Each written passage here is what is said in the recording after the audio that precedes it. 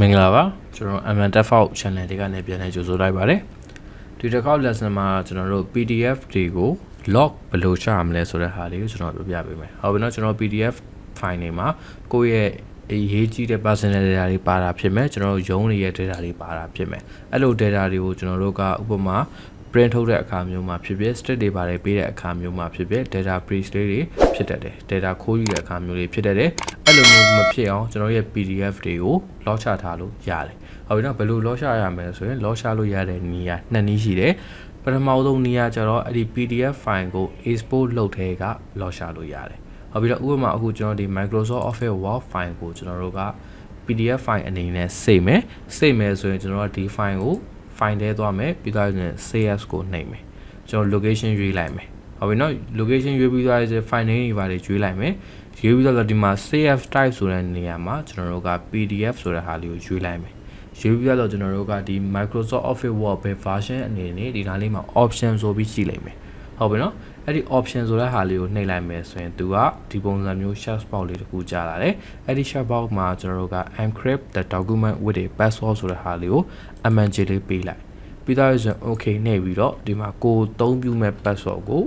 ပေးလိုက်လို့ရတယ်ဟုတ်ပြီနော်သူက password ကကဏ္ဍ6လုံးအထက်ကနေ32လုံးအောက်ချီရမယ်လို့သူရေးထားတယ်ဟုတ်ပြီနော် okay 1 2 3 4 5 6ရလိုက်တယ် password အပေါ်အောက်တူအောင်ရလိုက်တယ်ရပြီးသွားဆိုရင် okay ပေးလိုက်မယ်ပြီးသွားဆိုရင် save နှိပ်လိုက်မယ်ဆိုရင် okay အခုသူနာမည်တူနေလို့ okay ကျွန်တော်ဒီနားလေးမှာဒီကောင်ကို log လို့ရလိုက်မယ်ပြီးသွားဆိုရင် save နှိပ်လိုက်မယ် okay ဒီမှာတွေ့လား PDF file ကဖွင့်လိုက်တာနဲ့ password တန်းတောင်းတယ် okay အခုကျွန်တော်နောက်ထပ်ပြပေးမယ်ဒီမှာဒီ file လေး okay ဒါကိုကျွန်တော်တို့ကတခြား PDF software နဲ့ဖွင့်သူက password တောင်းလိုက်မယ်အဲ့ဒီ password ကကိုပေးထားတဲ့ password ကိုရိုက်ပြီးတော့ okay နှိပ်မှဒီ PDF file လေးကပွင့်လိုက်မယ်နောက်မှဆိုရင်သူကမပွင့်တော့ဟုတ်ပြီနော်အဲ့ဒါကြတော့ Microsoft Office Word ကနေ export လုပ်တဲ့အခါမှာတစ်ခါတည်း password ထည့်လိုက်တာ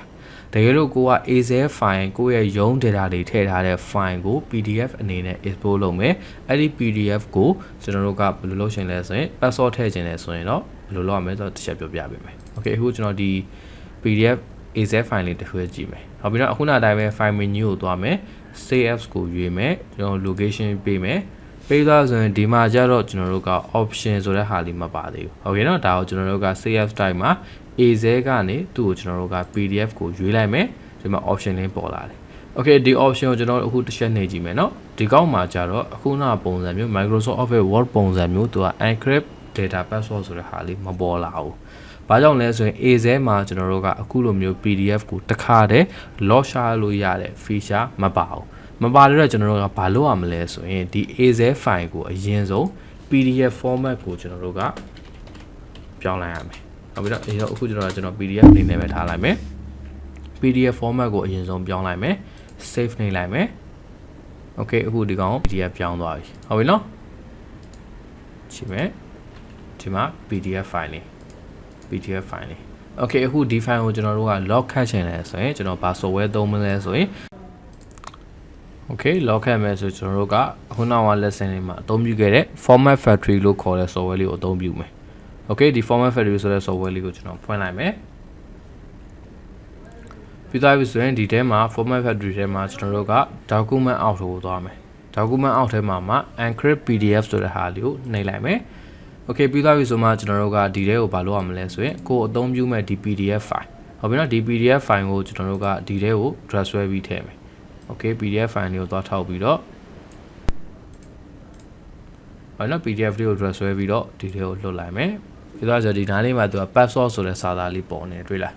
အဲ့ဒီနေရာကို click နေပြီးတော့ကိုလိုချင်တဲ့ password ရိုက်ပေးလိုက်1 2 3 4 5 6ဟုတ်ပြီနော်ပြီးတော့ဆို okay နေလိုက် location ပေးဘယ်နေရာမှာ export လုပ်မယ်ဆိုတာနေရာကိုရွေးပြီးသွားပြီဆိုရင် okay နှိပ်လိုက်မယ်ပြီးတော့ကျွန်တော် start နှိပ်လိုက်မယ်ဆိုရင် okay complete ဖြစ်သွားပြီဆိုရင်ရပြီဒီ file လေးကိုအခုကျွန်တော်တို့ကဖွင့်ကြည့်မယ်ဟုတ်ပြီနော်သူက desktop ပေါ်မှာရှိနေတယ်အဲ့ဒီမှာတစ်ခါတည်းသူက encrypt တိမ်ဝင်းဆိုရင်နာမည်ပါပြောင်းပေးပြီးသားလေသူ့ကို double click နဲ့နှိပ်လိုက်မယ်ဆိုရင်သူကအခုလိုမျိုး password တောင်းလိုက်မယ်အဲ့ဒီ password ကိုပေးထားတဲ့ကဏ္ဍရိုက်ပြီးတော့ okay နှိပ်လိုက်မှဒီကောင်လေးကပွင့်သွားလိမ့်မယ် အခုလိုမျိုး AZ file ကိုလုပ်မယ်ဆိုရင်တော့သူက third party software ဖြစ်တဲ့ Format Factory software ကိုအသုံးပြုရတယ်ဟုတ်ပြီနော် Microsoft Office Word ဆိုရင်တော့သူက third party software သုံးစရာမလို Microsoft Office Word ထဲကနေမှသူကတစ်ခါတည်းပြောင်းလိုက်လို့ရတယ်โอเคနော် Okay နောက်တစ်ခါကျတော့ကျွန်တော်တို့က mail တွေ file နဲ့ပို့တဲ့အခါမှာ PDF ကိုပဲတစ်ခါတည်းပို့လိုက်တယ်ဟုတ်ပြီနော် Microsoft Office Word file လည်းမဟုတ်ဘူး AZ file လည်းမဟုတ်ဘူး PDF file ကြီးဟုတ်ပြီနော်အခုဒီမှာဆိုရင်ဒါ PDF file ကြီးဒီ PDF file ကိုဖွင့်ကြည့်မယ်ဆိုရင် password မပါဘူးဒါကိုကျွန်တော်တို့က password ခံနေတယ်ဆိုရင်ဘယ်လိုလုပ်ရမလဲအခုနောက်အောင်က AZ file ကိုပြောင်းတဲ့ပုံစံမျိုးပဲဒီ Format Factory ကိုအသုံးပြုပြီးတော့ Format Factory ရဲ့ encrypt PDF တွေကိုအခုနောက်ကကျွန်တော်ရဲ့ PDF file ကိုထည့်လိုက် password ရွေးပေးလိုက် okay နဲ့ okay ပြီးသွားပြီဆိုရင် start နှိပ်လိုက်မယ်ဆိုရင်ဒီကောင်လေးရတဲ့အခုနအတိုင်းပဲကျွန်တော်တို့က password ခံပြီးသားလေးဖြစ်သွားလိမ့်မယ်သူ့ကိုဖွင့်ကြည့်မယ်ဆိုရင် password တောင်းလိမ့်မယ်ဟုတ်ပြီနော်အဲ့လိုပုံစံမျိုး try ကြည့်လို့ရတယ်ဒါကျွန်တော်တို့ PDF file တွေကို password ခံနေလေးဟုတ်ပြီနော်တကယ်လို့ဒီ password ခံနေလေးကိုကျွန်တော်လုပ်ကြည့်တော့အခါမှာ error တွေပါတက်တယ်ဆိုရင်လည်းကျွန်တော်ပြန်မေးလို့ရတယ် error တော့တက်စရာအကြောင်းမရှိပါဘူး Microsoft Office Word ကတော့သူ့ရဲ့ကိုယ်ပိုင် software ထဲမှာတွေကိုတစ်ခါတည်း password ခံလို့ရတယ်AZ ကတော့သူက AZ ကနေမှ PDF ကို export လုပ်ပြီးမှအဲ့ဒီ PDF file ကို third party software ဖြစ်တဲ့ Format Factory ကိုသုံးပြီးမှ password ခံရရတယ်အဲ့တိုင်းပဲရိုးရိုး PDF file တွေကိုလည်းကျွန်တော်တို့ရဲ့ Format Factory software ကိုသုံးပြီးမှပဲပြောင်းလို့ရမယ်ဟုတ်ပြီနော်လေ့လာကြည့်ပါအဆင်မပြေတာရှိရင်ကျွန်တော်အချိန်မီပြန်ပြောလို့ရပါတယ်ကျေးဇူးတင်ပါတယ်